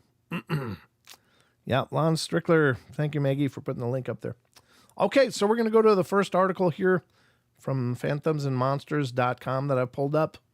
And Lon shares these over on on Paranormal Portal fans page on Facebook. So you can check out our Paranormal Portal fans page on Facebook, and you'll see Lon posting these articles. And I'm pulling from what he posts. So, but Lon's a great guy. All right. Horned black shadow creature plagued Canadian victim. Oof. Horned black shadow creature plagued a Canadian victim. Yikes. A Toronto, Ontario, Canada, I guess, individual writes about their experiences with a frightening black shadow creature with horns, along with clawed hands and feet. Was it a corporeal? Corporeal. I said corporeal. Was it corporeal? No, it was corporeal. Corporeal.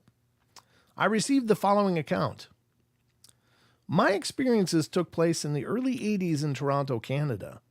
And just like the fellow writing of his experience on your site, mine also took place in a very old house. Ooh, it always starts with an old house. The house was at least 75 years old and has since been razed to the ground, and a brand new structure was built in its place. When my family moved in there, we experienced the same sort of events, arguments, abusive situations, and strange phenomena, but not to the point where we all noticed it right away. I don't know if that was my stomach or if that was a voice. I heard a voice. Huh. Anyway, I don't know. Did you guys hear that? It was in my ear. It was like, oh, something like that. Might have been my stomach. I'm not really hungry, but yeah, it's possible.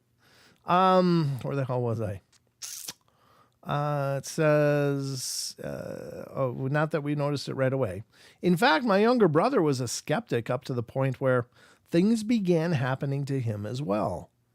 I think he took his attitude to allay the fears he must have had. Our father moved out of the house after the first year and away to another part of the country, so just the three of us were left. At one point, we had a family come and live with us before they too departed. My experiences began with an event I will never forget when I was 16. You were burping? No, it wasn't a burp. I didn't burp at all. It was like, oh, like that. Weird. But it could very well have been my stomach. I'm not saying it was paranormal, but it was just surprising me. It's like, where's that sound coming from? My experiences began as an event I will never forget when I was 16. It was summer and I had difficulty sleeping. This went for 1 month approximately. Then one night I'd fallen into a light sleep when I was violently awakened.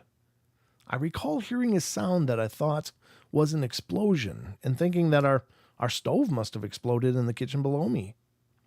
I opened my eyes and looked around the room in the darkness, but saw nothing to indicate anything was happening. Suddenly, my bed began to shake violently up and down, and it felt as though I was being electrocuted through my solar plexus. I couldn't move, but I could see my feet moving as the bed was jumping up and down. Now that's my stomach. Oof. Never mind, it's probably my stomach. Some objects rose up off the dresser and shot towards the bed. I thought they would hit me as they approached with such speed. In fact, they stopped suddenly and began to swirl around in a counterclockwise direction above me. And from the center of the swirl, a bright white light appeared, and some voices, which were like high-pitched shrieks or nails on a blackboard, said quite clearly, "The message we bring is to tell the people he is still alive." And then everything stopped suddenly. I was terrified and basically thought I would end up in a nut house.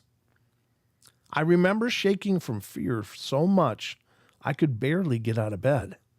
I made my way to my mom's room to tell her about it, at which point she assured me I was having nightmares. "Say your prayers and go back to sleep," she said. I returned to my room after an hour or more, but I couldn't sleep. It was a long time before I could sleep there, in fact. The next event happened the following January. Also, Rachel says, also about 14 minutes past the hour, there were 2 blips on the radar. There were no sound. Oh, okay. Thank you. I was coming home one night and decided to take a shortcut through the alleyway by our street. I passed a parked van with windows all around, and I saw a movement in the van which made me feel somehow by its shape, size, and response that it was a Doberman someone had left outside in their van. I kept walking, but the thought pestered me that someone should leave the dog out in midwinter at night. So I went back to the van cautiously, peering in, but there was nothing at all, not even a cushion or anything hanging from the ceiling. Okay, I thought, I guess I imagined it. I happily kept walking home, and when I was in the alley, I suddenly heard footsteps behind me in the snow. I got a little freaked out, and when I turned my head, I didn't see anyone there. As I got to the end of the alleyway and turned onto my street, I looked back to the entrance to see if anyone was following me. And what I saw shocked and terrified me. There was a street light right at the corner, and in the pool of its light was standing this enormous creature. It was at least 8 feet tall and huge. What struck me was that its form was completely black. There were no reflective surfaces on it whatsoever. In fact, the light was shining directly on it, and it seemed to absorb that light. It had large things on its head, which I took to be horns or ears, and its fingers ended in points, like claws, and the feet as well. Its eyes were red completely and staring right at me. I don't think my feet touched the ground. I ran so fast. After that experience, I had a few others with the same creature. Another night, I came home late again. I fell onto my bed after shutting the door, just wanting to fall asleep. My cat was in the bed with me, and we both heard a voice laughing in the room. A masculine voice. My cat freaked out and ran to the door, scratching and meowing loudly to get out. I opened the door and she took off. I just didn't want to believe anything was in there with me, so I pointedly turned my back to the rest of the room and went to sleep. Another night I turned over and opened my eyes early in the morning, and there was the same creature. Smaller, though, standing in front of my closet staring at me.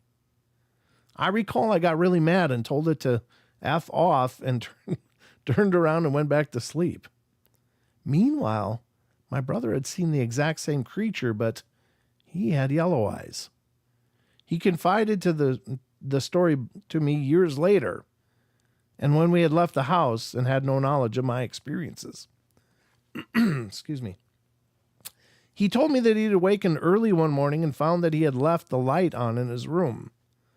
Thinking he should get up and turn it off, he turned onto his back and opened his eyes, and there, sitting on the bed's headboard, was the same creature. Talons on feet and hands, completely black with no reflective surfaces, but his was said to be about 4 feet tall, squatting on the headboard, staring at him with yellow eyes. He said he was terrified and decided not to turn off the light after all. I don't remember if he said it vanished quickly or if he shut his eyes and when he opened them again, it was gone.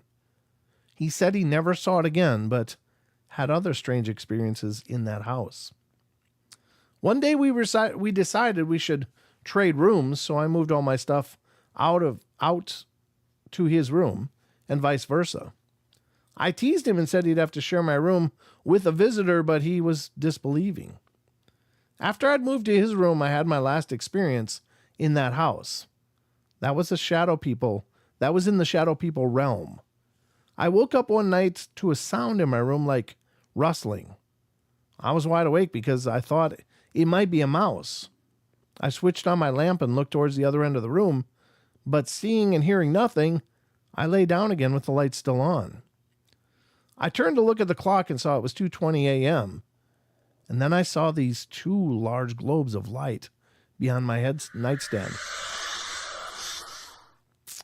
It's over there by the ghost radar. Or the, not radar, but the yes-no detector. We'll see if it maybe triggers it. Go ahead. Can you touch that thing on the table? Touch all around it. See if you can make it light up. All right. Let's see. I was frozen up to on one elbow because I'd been about to turn the light out again. And they moved in a way that reminded me of balloons falling. The larger of the two was golden yellow in color, and the smaller was blue. They looked like spheres lit from within and emanating a misty light from their forms. I somehow could sense that they were intelligent. They knew that I was looking at them, and they wanted me to see. The larger golden one floated almost majestically to the door, where it flattened to a pancake shape in under a half a second and slipped under the door. The second smaller one followed along and did the same. I was very nervous and scared at that point, but only because I had to go to the bathroom, and this meant I had to go out in the hallway where they had vanished to. Our hallway was very dark and without a proper light, as the house was old and not renovated very well. I waited for where did it go? I waited for as long as I could, which is about 15 minutes, and then I cautiously opened the door and went. The hallway was pitch black, so my plan was to inch my way back to the bathroom with my back to the wall so nothing could sneak up on me. And once I got there, I could turn on the bathroom light to illuminate the hallway. I followed my plan through, and as it turned out, when I turned on the bathroom light, it shone down onto the stairs and the first landing, and in the light were 2 shadow people. I've only ever thought of them that way because there was no other way to describe them. They looked like shadows, only they were in the light. They didn't look like the other creatures I had seen. In fact, they looked like people in the sense that they had a head and arms and legs and torso and hands. They threw up their hands as though in surprise, like I'd caught them unexpectedly, and then they flew down the stairs without a sound. It took me a long time to come out of the bathroom, as I didn't want to encounter any one of these things again. Unlike your other poster, these creatures never touched me, at least to my knowledge, and never tried to hurt me. Although they did scare the chickens out of me. Or dickens, not chickens, sorry. The dickens out of me. I recall telling these stories to people years later in other parts of the world, hearing similar tales and wondering just what they could be. Somehow we don't seem that much closer to knowing. I would conjecture, though, that this is the case with plant and insect life here. We certainly haven't got all the facts in yet. I don't understand that. I would conjecture, though, that as is the case with plant and insect life here, we certainly haven't got all the facts in yet. Okay. Perhaps these creatures share the world we live in, but differently. And we've learned to ignore them, or pretend they don't exist. Maybe they're trying to tell us they do exist. Perhaps like us, there are those with good intentions and those with not so good intentions. It's my opinion that we are getting closer to that truth every day. As a side note here, I read a book a year ago called Initiation by Elizabeth Heich, in which she distinctly mentions the shadow people and the effects they caused on the lives of people she knew, including her own son before World War II. If this is true, then perhaps these are beings who have been with us for a very long time. Then again, if they are time travelers, all things are possible. Sincerely, Pima. Well, that's interesting. Very, very interesting. I don't know. What do you guys think? Crazy. I think it's pretty fascinating. I don't know that these are all different things that this person saw. I think in spirit terms, I think spiritual entities can appear however they want. Like they're not bound by a physical shell. So if they want to look like a balloon, they can look like a balloon. If they want to look like a shadowy figure, they can look like a shadowy figure. I think there's nothing they have to adhere to. So maybe there's looking different for different reasons. I don't know. Maybe it reflects their mood. Maybe when they look evil and menacing, it's because they're feeling angry about something. I mean, I don't know. I'm just speculating. But interesting stuff. Love this wintry air, even though it's not even snowy. The heaters. It's the heaters. I get all raspy and dry. I think I got to get a humidifier. I really think I need a humidifier. Especially as I'm getting older. Feels like I'm getting like drier as I get older. I'm turning into a prune. But anyway, great story. Here's one of the Men in Black. This is an interesting story because it talks about them coming for him, abducted by Men in Black. Yikes. That's all kinds of creepy, scary. Before I get to that, I'm going to have another drink, though, because that's how I roll. Hydrate. If you got one, raise them up. Let's hear it.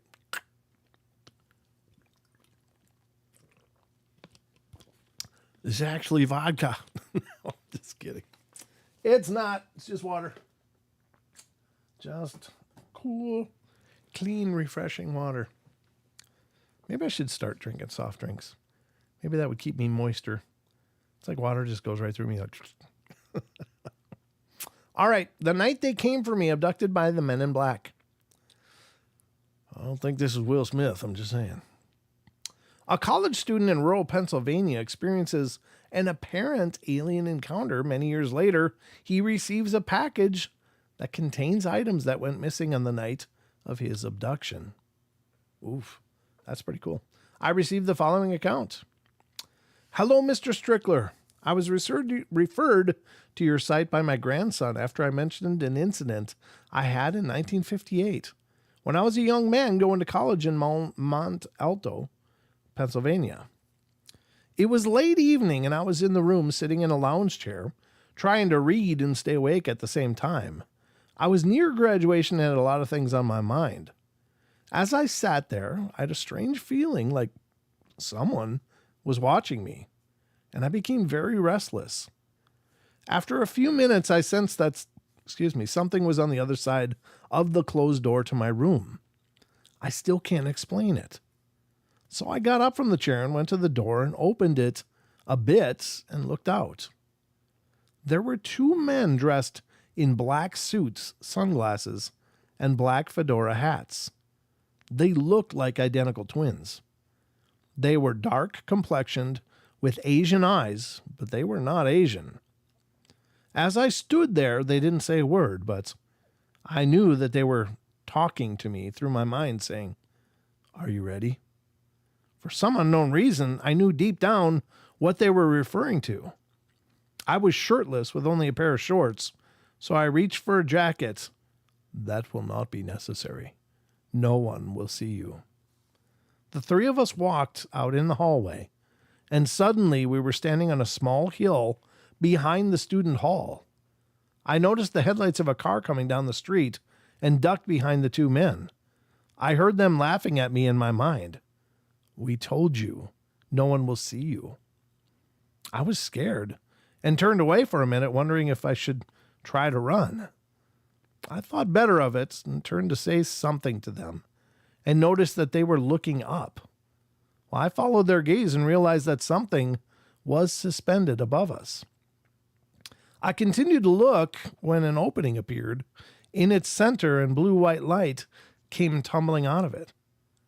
I started to feel dizzy and a bit nauseous, like when you're on a roller coaster or an airplane and it's dropping too fast.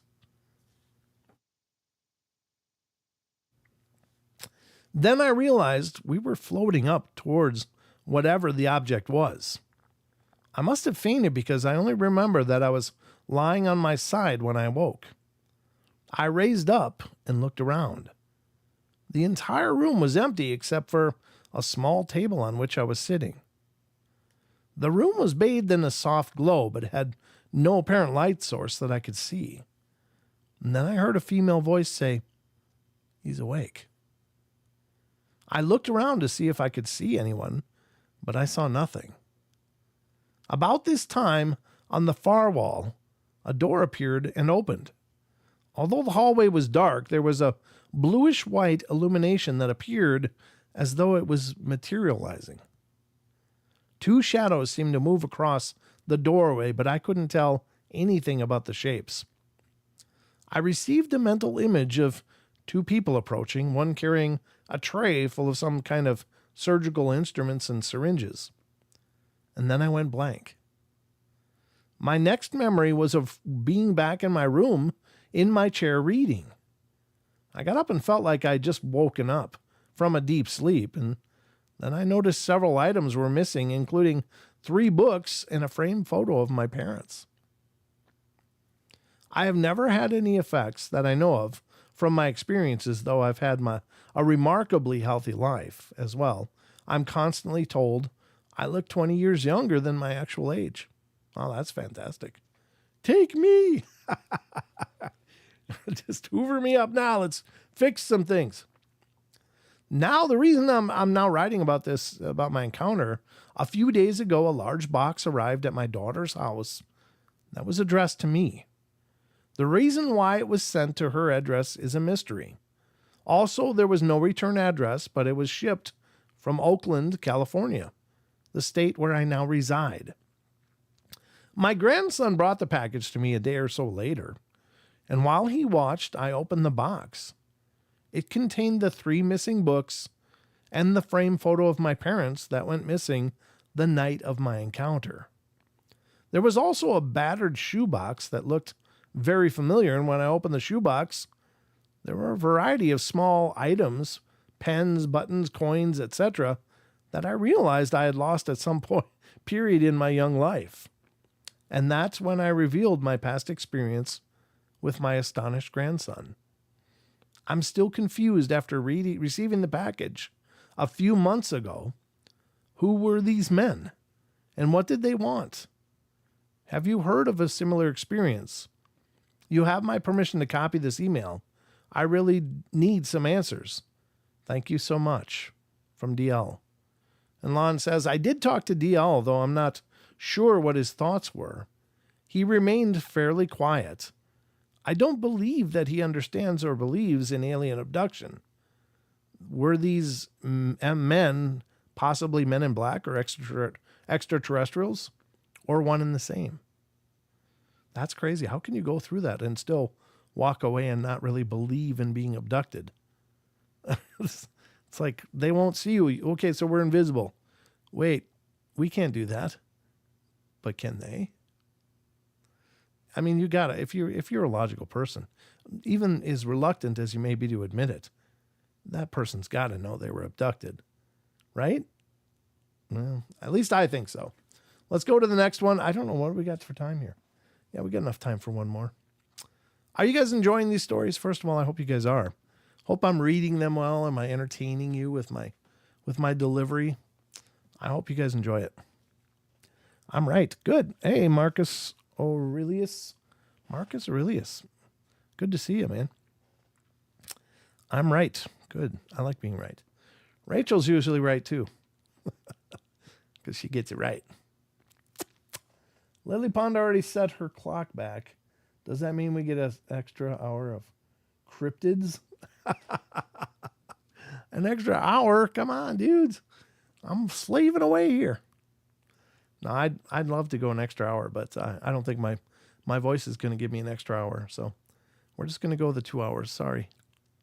Not that I'm not, loving doing these shows. I always do. But we're going to talk about black-eyed kids now, folks. The black-eyed kids.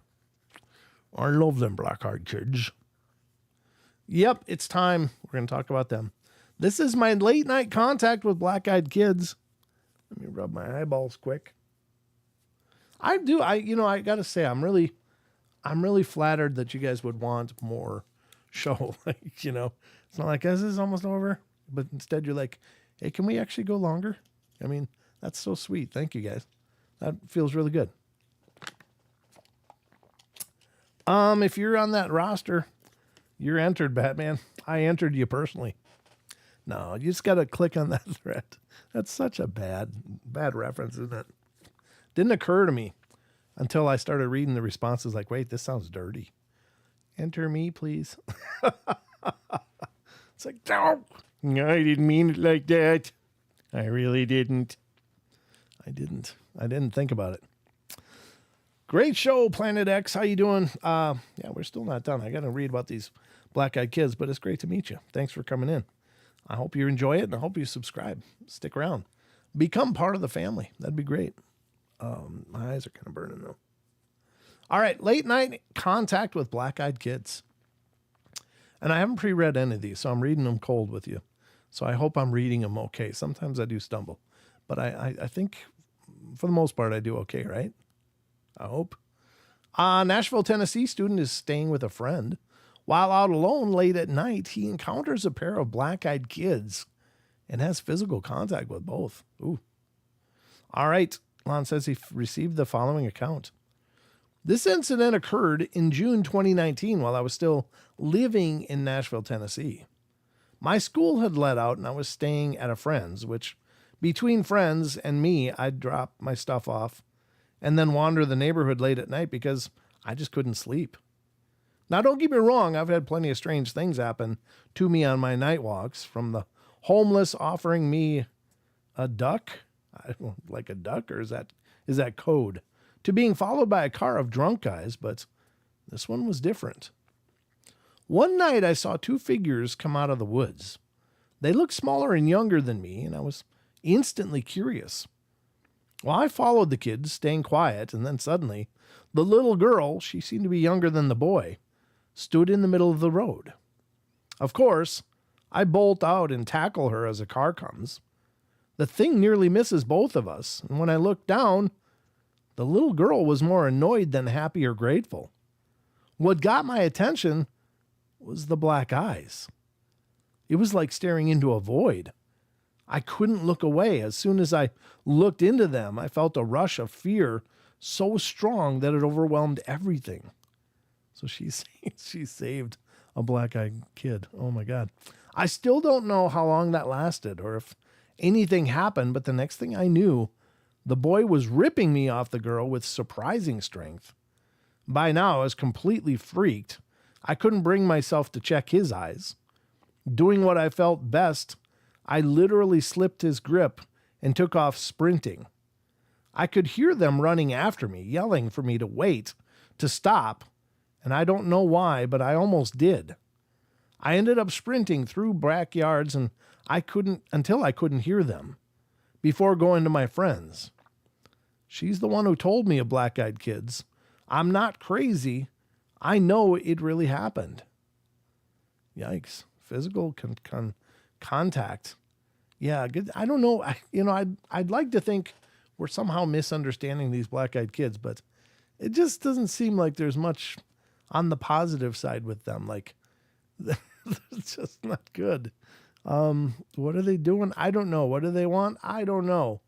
But they're just a horrendous thing, whatever they are. And they got this compulsion. These people, you feel like you want to just do whatever they say. They have this level of compulsion, like a psychic, I don't know, ability that they can make you want to do what they want you to do. And thank God most people's, I don't know if it's some genetic trait we've developed through the aeons of possibly being confronted by things like this, but mostly the fear overrides pretty much everyone. I know people have said, look, I was sitting there and I was terrified, just instantly terrified. Like I felt something evil. And they were like, let me in. And I found myself subconsciously reaching for the door and then realizing it and just freaking out like, like, what am I doing? So there does seem to be a compulsion level in there. It does really seem to, again, take on a lot of aspects of the vampire stories, that they need permission to come in. They can't just come in, which sounds almost Fae-like, actually in a lot of ways. The whole needing permission, the whole you can't cross a barrier or whatever. I don't remember how it's Fae related, but I think there's something to do with the Fae where they have to have permission to enter. So maybe there's some offshoot of the Fae or some dark version of that, and that could be some of it. I don't know, but whatever they are, there doesn't seem to be any like good side. Like, oh, they're just misunderstood. They just wear contacts. I don't know. It's just whatever they are. They just seem to be horrible things. But you be the judge. Again, I don't know.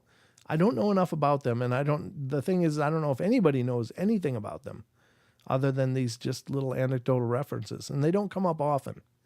They come up very, very sparsely. Now, does that suggest that a lot of people don't make it to tell the story, or is there just not much of this around? It's a very rare phenomena. I'm hoping it's the latter, because if they're mostly successful, that's creepy. But what do they need people for? What is that? Are they somehow feeding on people? Are they some kind of, vampiric energy, like literally? I don't know, but that's creepy as hell. It's really diabolical when you think of it too, because think about it. If you're a well-adjusted, normal person, and even maladjusted people, generally speaking, you go out of your way to help a kid. It's just it's the same reason that, I think dark entities disguise themselves as children's spirit. It's like you see a kid, and just being a person with compassion, you want to help, especially those of you that are parents, because then it just gets multiplied.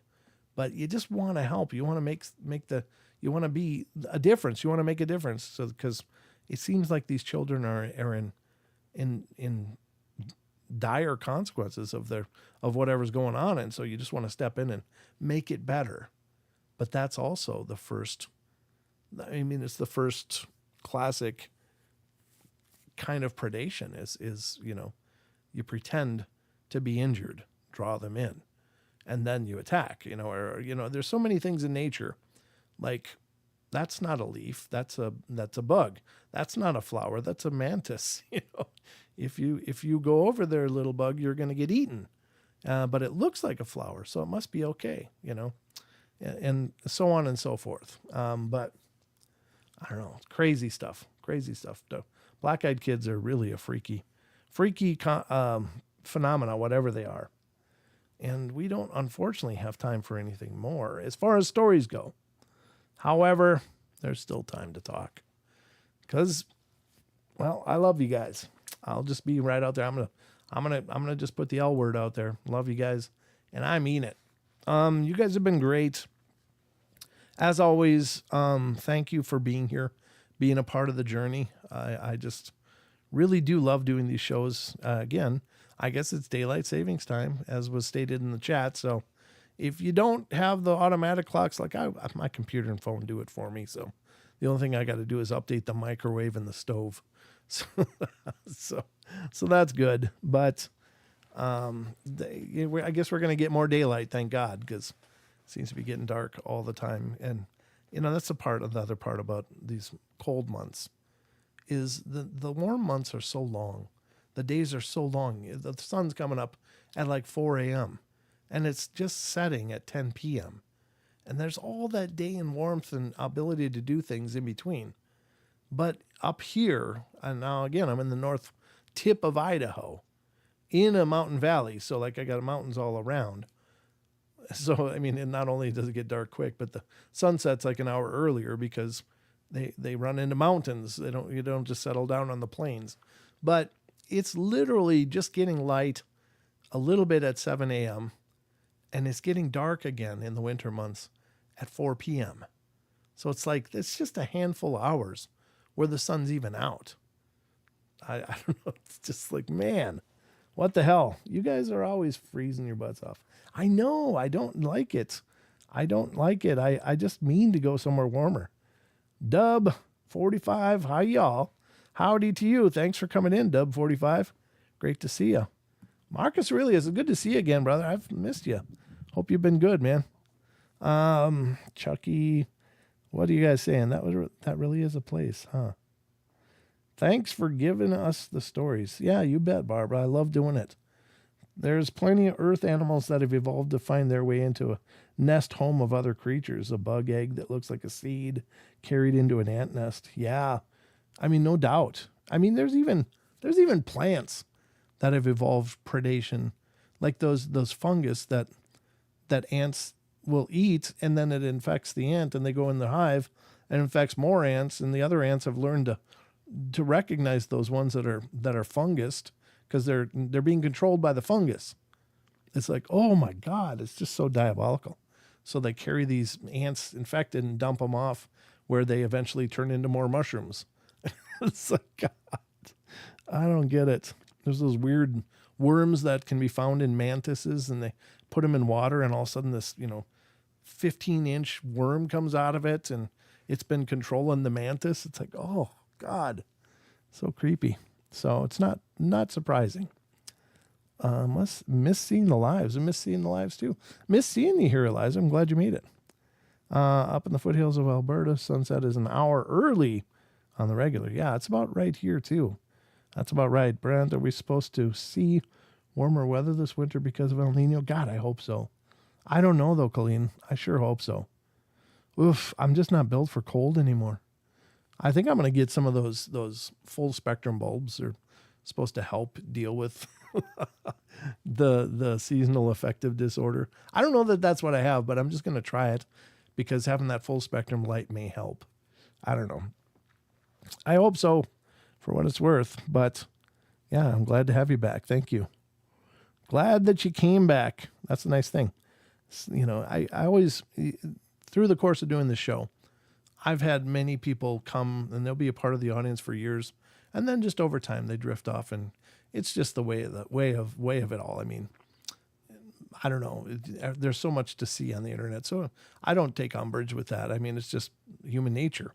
But I always do miss those people that have wandered away and, haven't come back. So it's neat when people do come back. Like MCAT, he comes back in from time to time, and he's been with the show for years and years. Guys like Lewis and several others. And Naysay. Hello, dudes and dudettes. Jesse Garcia, good to see you. My life got pretty insane for a while. It was bad, but things are better again. Good. I'm glad things have gotten better, Eliza. It's wonderful to see you again. You're always welcome to come home. You'll always have a home here in the portal, but that's going to about wrap it up for the time that I have tonight, guys. Thank you so much for being here. Remember, the next live show will be on Wednesday. I think I'm going to do the next member show on Thursday. So we'll do Wednesday, member show Thursday, and then Friday, Saturday. Keep all the shows live together in a clump rather than having two, and then break. I think that's where we're going to do it. But anyway, I love you all. Be good, be kind, be nice. Take care of each other, help each other out. Find the magic in every day, and remember to laugh as much as you can. And just know I love you guys. And watch for the podcast releasing on Monday. It'll be a good one. So until then, it'll be Ryan Paul Tremblay talking about Dogman. So it should be a good episode. All right, guys, that's it. Take care. Until next time, we'll see ya. Be good. Be the best you know how to be. The end. Roll the credits.